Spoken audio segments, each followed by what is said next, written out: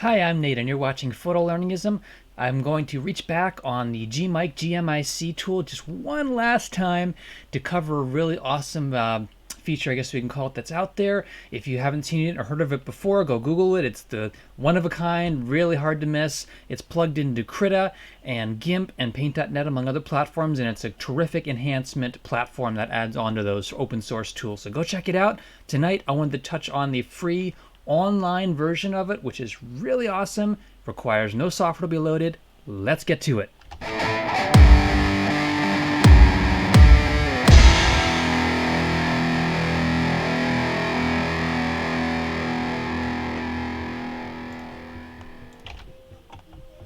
All right, so once again, this is Photolearningism, and I'm Nate. I'm really glad you're joining in to see this next piece of GMIC, GMIC. I've touched on it before. I'll put a card up in the corner so you can see the previous videos on that. If this is your first time on the channel, I really do a lot of work to build a learning community to enhance all of our ability to know things about the art technology field, particularly about open source tools. I'm really into surfacing things that can offer value to you and to others and to help us learn and grow together. So please do subscribe, please do check in and follow up on what's going on, and jump in and comment, and don't be afraid to get involved in the things that we're talking about and doing. So having said that, GMIC Online. Couple of things that I'll mention about this. First of all, super easy. It's really hard not to know where you're going in the tool because it makes it very plain how to use it. Very simple, self-explanatory buttons. Awesome, well thought out, great.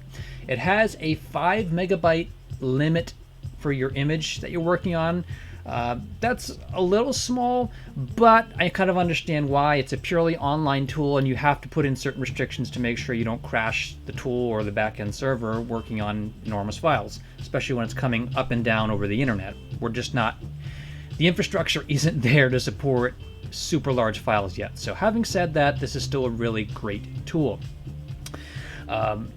It does seem to support just about anything. I tried a couple different formats. I did try loading RAW, but it's hard to find a RAW image that's under that 5 megabyte limit, but it at least tried.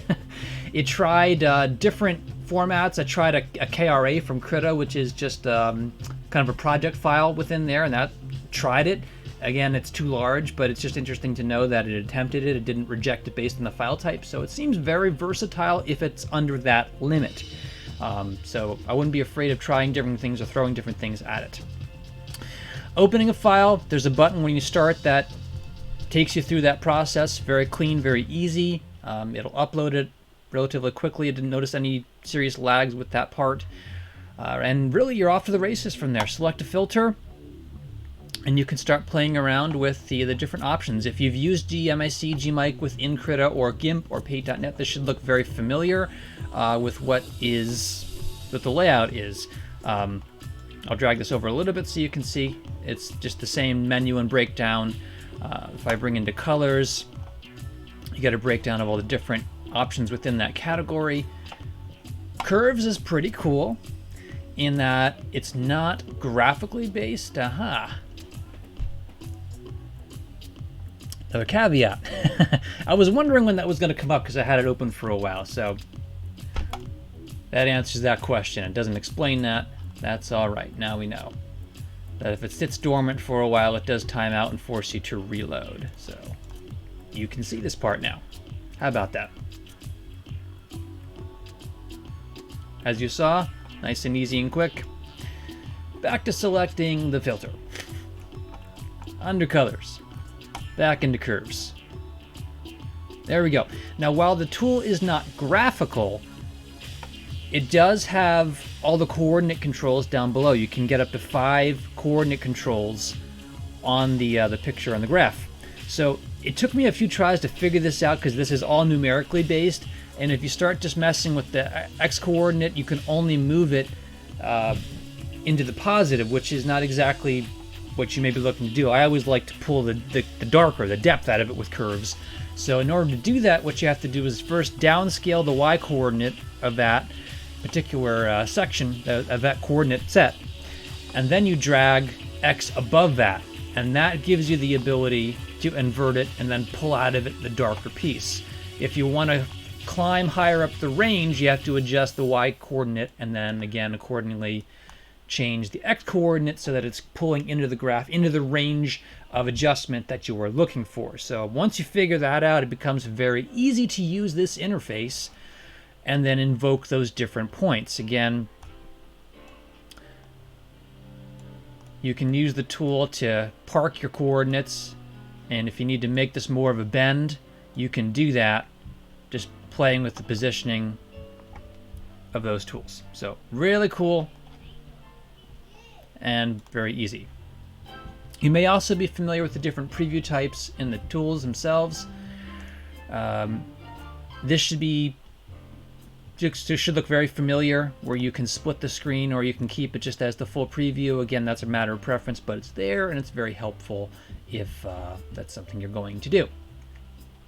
So the other catch that I think seems to be the case here is that you have to render the image one at a time.